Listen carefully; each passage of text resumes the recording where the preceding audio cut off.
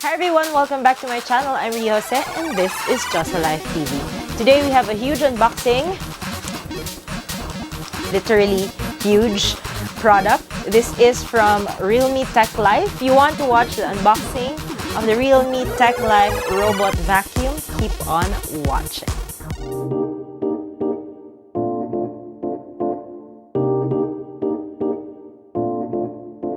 So yes, today we are unboxing finally. This is already available at the Realme official store, both on Shopee and Lazada. The links to that will be in the description box down below. As I am unboxing this, the SRP is 16,919 pesos, but this is currently on sale for only 13,990. So there's still an ongoing discount. This is the Realme TechLife robot vacuum. The model is RMH2101. The color is black.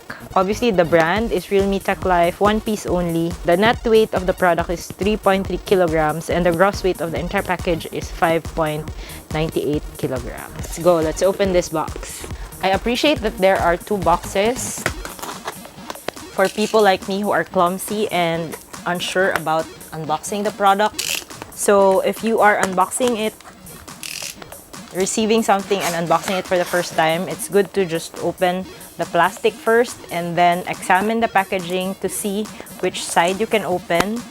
So in this case, the upside, the right side, the topmost part is the one that I opened.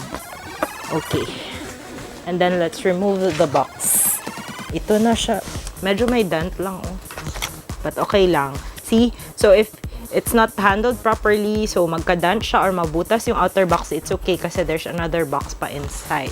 This is the realme TechLife robot vacuum.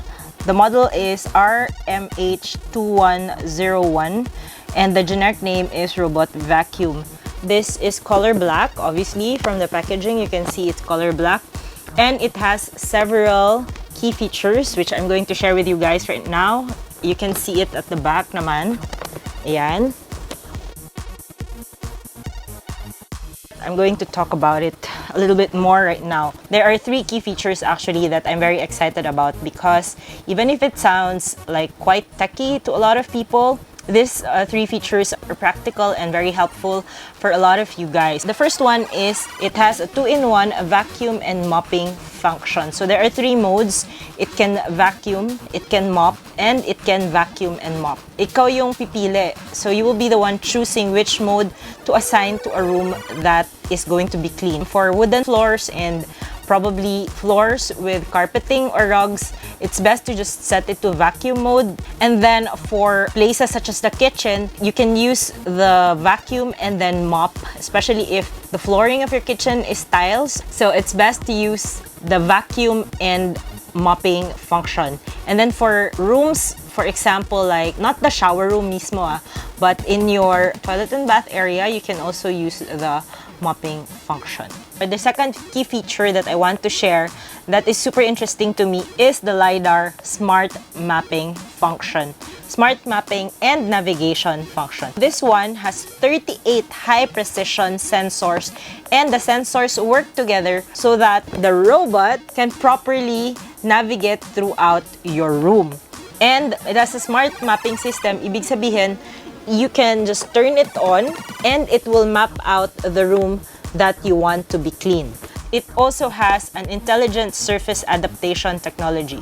Can determine or detect if like there's carpeting or if it's tiles, if it's wooden. And the most interesting pa, it can do customized house cleaning plans. So I mentioned earlier na meron siyang iba't ibang functions and that it is equipped with a LiDAR smart mapping and navigation system. We're probably gonna use this in the first floor of our house, diba? First floor ng house namin, it's actually one big room but nakapartition siya. Merong living room, may dining room, and may kitchen. It's like one big room pero nakapartition into different spaces. Same lang yung flooring niya all throughout. But iba-ibang modes kasi for example, the living room, naka-carpet yung portion niya, may parang rug, large rug. Different cleaning mode yun siya. With this robot vacuum, I can program this so that it will map out the entire first floor, and it will be stored to the intelligent system of this gadget. When it is programmed or calendared or scheduled or ready to clean, you don't have to manually navigate the robot, but the robot will remember kung ano yung area. So, nakastore na siya doon sa robot vacuum nyo. And since it is programmable, you can also input different schedules. So for example, if you want the kitchen to be cleaned more often, for example, you want it daily, but the sala is like every other day lang, and then the dining room every 3 days, ganon. So you can do it that way. It has a mopping function. So the smart electronic water tank is actually an add-on that you can buy starting November 15 from the Realme official store. It has 3000 PA ultimate suction. So again, it has 38 high precision sensors, and of course, since it's powerful, you have to be concerned about the battery life because you do not want to be cleaning a room and then mapuputol siya midway. So this has a 5200 mAh big battery, and you can also schedule it to auto recharge if there are lots of people in your house, especially if there are children or you have elderly who are sensitive to noise. This is very good because it has low noise operation. I already shared to you the key features. Are you ready to see what it actually looks like? So let's open this package. More information will also be on my blog, technomaria.com. Ayan. So this is how it looks like when you open it. The manual is there. I highly recommend that if you buy and use something like this, you have to read the manual first, or at least browse through it. So there's also a Realme Link connection guide. If you are not yet using the Realme Link app, please download it. It's available for both iOS and Android gadgets. You can use this also with Google Assistant and Alexa support. Personally, I think I will be using it with Realme Link because I already use that with my watch and my scale and everything, my Cobble speaker. And let's browse through the user manual as well. There are some notes here about routine maintenance of the product. Make sure to open the dustbin and empty it into the trash can as often as you can, and to check also the filters. It's nice because they actually have troubleshooting in the manual. You also have to clean the sensors regularly, so to make sure that everything is working properly. Ayan. Stress ako agad. I hope it's not as complicated as it seems. These are what's inside the box, aside from the user manual. So this is the vacuum itself, the robot vacuum. This is the battery pack or the charger. Inside the box, you have the charging base, the adapter, 2 side brushes, left side and right side, cleaning brush. So this is the robot vacuum. Ayan. We're just literally gonna open this. I'm going to like maybe do a demo and a thorough review some other time. So these are what's inside. So you have the robot vacuum itself. It has the power button and the home button. And then these are the brushes that we will attach to the robot vacuum. This is the cleaning brush. Ayan. This is the charging base. So this is where you dock the robot vacuum when it's time to charge it already. This is the charging adapter.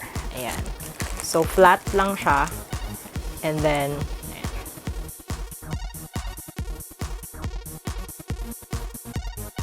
Everything inside the box with the realme TechLife robot vacuum cleaner. Again, this retails for only 16,990 pesos. It's available at the Realme official store, on Shopee, on Lazada, and at authorized Realme stores nationwide. There you go. That's the Realme TechLife robot vacuum. If you're interested to know more about this, visit my blog, technomaria.com. More details, this complete specs, and other information about the Realme TechLife robot vacuum and other Realme TechLife products, as well as smartphones and other gadgets, will be on my blog. Again, that's technomaria.com. The link to my blog will be in the description box down below. Of course, I will also be sharing stories about the Realme TechLife robot vacuum and other tech stories on my social media accounts. So don't forget to follow me on social media as well. Ria Jose on Facebook, and Diyosa Life for all my video content. And I'm also on Instagram, Ria Jose Davao, and on Twitter, Ria Jose. Don't forget to follow me on those accounts and to also leave me a comment and give a like on my posts. If you enjoyed this short unboxing video and if you learned something from it, please don't forget to give me a thumbs up. And if you have more questions and comments about the realme TechLife robot vacuum, please leave a comment down below. And don't forget to subscribe to this channel and hit on the notification bell button over here so that you will be updated if I have new videos uploaded about the realme TechLife robot vacuum and other gadgets. Marami pong salamat. Thank you guys for watching. See you on my next video. Paalam!